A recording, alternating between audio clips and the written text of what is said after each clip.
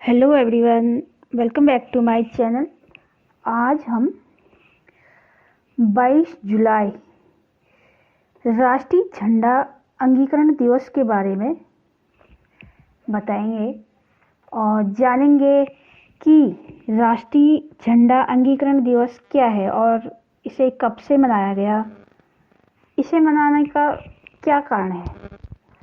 नाम है तिरंगा, प्रयोग राष्ट्रीय ध्वज और इसका अनुपात है 2.3 और अंगीकृत कब किया गया था? 22 जुलाई 1947 को। अब इसकी जो रूपरेखा है, क्यों इसे बनाना चाहा, किस लिए बनाया, इसके बारे में पढ़ेंगे। तिरंगे में सबसे ऊपर गहरा केसरिया, बीच में सफ़ेद और सबसे नीचे गहरा हरा रंग बराबर अनुपात में है। सफ़ेद पट्टी में केंद्र में गहरा नीले रंग का एक चक्र है। जो हम सभी को पता है कि तिरंगे में एक चक्र होता है और उसके बीच में जो पॉइंट होता है वो गहरे नीले रंग का होता है। चक्र की परिधि लगभग सफ़ेद पट्टी की चौड़ाई के बराबर है। चक्र में कितनी तिल्लियां होती हैं? 24 तिल्लियां होती हैं, ये हम सभी को पता है। उसके पश्चात इसके बारे में थोड़ी सी अन्य जानकारियां हम लोग लेंगे। हर स्वतंत्रता दिवस और गणतंत्र दिवस पर लाल किले की प्राचीर पर राष्ट्रीय ध्वज को बड़े ही आदर और सम्मान के साथ फहराया जाता है। इसे 14 अगस्त 1947 को अंग्रेजों से भारत की स्वतंत्रता के कुछ ही दिन पूर्व 22 जुलाई 1947 को आयोजित भारतीय संविधान सभा की बैठक में अपनाया गया था। भारतीय राष्ट्र ध्वज अपने आप में ही भारत की एकता, शांति, समृद्धि और विकास को दर्शाता हुआ दिखाई देता है। राष्ट्रीय झंडा निर्दिष्टीकरण के अनुसार झंडा कैसा है? खादी का बना होना चाहिए। यह झंडे की विशेषता है। राष्ट्रीय झंडा अंगीकरण दिवस हर वर्ष 22 जुलाई को मनाया जाता है।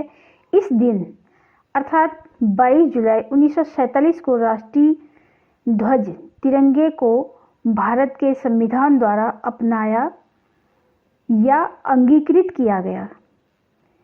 यह संविधान द्वारा अंगीकृत किया गया 22 जुलाई को।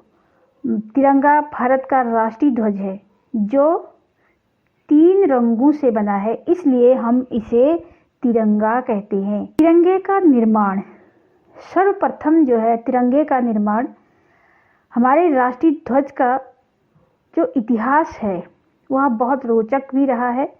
इसका जो निर्माण हुआ 20वीं सदी में, जब हमारा देश ब्रिटिश सरकार की गुलामी से मुक्ति पाने के लिए संघर्ष कर रहा था, तब स्वतंत्रता सेनानियों को एक ध्वज की ज़रूरत महसूस हुई, क्योंकि ध्वज स्वतंत्रता की अभिव्यक्ति का प्रतीक रहा है।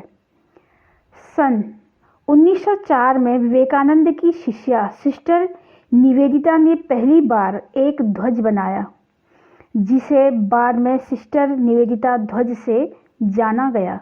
यह ध्वज लाल और पीले रंग से बनाया था। पहली बार 3 रंग वाला ध्वज 1906 में बंगाल के बंटवारे के विरोध में निकाले गए जुलूस में सचिंद्र कुमार बोस लाए। कौन लाए? सचिंद्र कुमार बोस। इस ध्वज में सबसे ऊपर केसरिया रंग, बीच में पीला और सबसे नीचे हरे रंग का उपयोग किया गया था। केसरिया रंग पर 8 अर्धखिले कमल के फूल सफ़ेद रंग में थे। नीचे हरे रंग पर एक सूर्य और चंद्रमा बना था। बीच में पीले रंग पर हिंदी में वंदे मातरम लिखा था। उसके पश्चात 1908 में सर भिकाजी कामा ने जर्मनी में तिरंगा लहराया और इस तिरंगे में सबसे ऊपर हरा रंग था, बीच में केसरिया, सबसे नीचे लाल रंग था। इस झंडे में धार्मिक एकता को दर्शाते हुए हरा रंग इस्लाम के लिए, केसरिया हिंदू और सफ़ेद ईसाई और बौद्ध दोनों धर्मों का प्रतीक था। इस ध्वज में भी देवनागरी में वंदे मातरम लिखा हुआ था। सबसे ऊपर 8 कमल बने थे।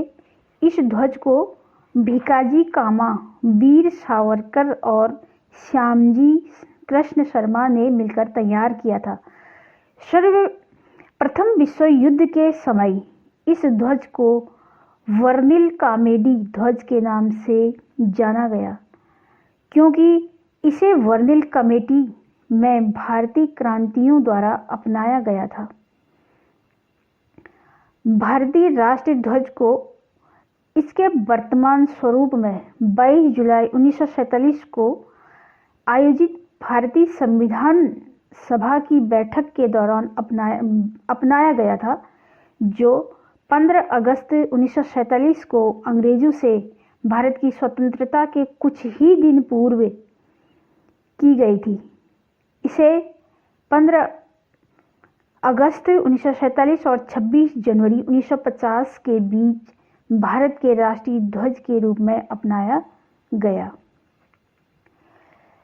1921 में पिंगली वेंकैया ने हरे और लाल रंग का इस्तेमाल कर झंडा तैयार किया था। सर्वप्रथम ये दोनों रंग हिंदू और मुस्लिम समुदाय के प्रतीक थे। गांधी जी के सुझाव पर उन्होंने इस झंडे को अन्य समुदायों की प्रतीक सफ़ेद रंग की पट्टी और लाला हरदयाल के सुझाव पर विकास के प्रतीक चरखे को जगह दी। देश की राजधानी दिल्ली में 68वां गणतंत्र दिवस मनाया जा रहा है। अब यह जो भारत के राष्ट्रीय ध्वज में जो 3 रंग हैं, यह हमें क्या संदेश देते हैं, इसके बारे में जानेंगे। भारत के राष्ट्रीय ध्वज की ऊपरी पट्टी में केसरिया रंग जो देश की शक्ति और साहस को दर्शाता है। बीच में स्थित सफ़ेद पट्टी धर्म चक्र के साथ शांति और सत्य का प्रतीक है। जो सबसे नीचे हरी पट्टी है, वह क्या है? उर्वरता, वृद्धि और भूमि की पवित्रता को दर्शाती है। हमारे तिरंगे झंडे में शामिल 3 रंग हमें संदेश देते हैं कि हमारे देश में समृद्धि, सुख, शांति और खुशहाली बनी रहे। फिर 7 अगस्त 1906 को कोलकाता में बंगाल के विभाजन के विरोध में एक रैली हुई, जिसमें पहली बार तिरंगा झंडा फहराया गया। समय के साथ इसमें परिवर्तन होते रहे, लेकिन जब अंग्रेजों ने भारत छोड़ने का फैसला किया तो देश के नेताओं को राष्ट्रीय ध्वज की चिंता हुई। पीछे की वजह इसमें इस्तेमाल होने वाले 3 रंग हैं और जो हमें मौजूदा समय में विकास की कई पड़ावों में तत्पर होने के लिए संदेश देते हैं। आज जो है 22 जुलाई को यह भारतीय राष्ट्रीय ध्वज अंगीकृत दिवस मनाया जा रहा है। तो आइए हम सभी को और इस राष्ट्रीय ध्वज अंगीकृत दिवस की हार्दिक शुभकामनाएं, और हमारा देश हमेशा खुशहाल रहे, समृद्ध रहे और शक्तिशाली रहे। इन्हीं शुभकामनाओं के साथ सभी को जो है भारतीय राष्ट्रीय ध्वज अंगीकृत दिवस की बहुत बहुत शुभकामनाएं। जय हिंद, जय भारत, वंदे मातरम।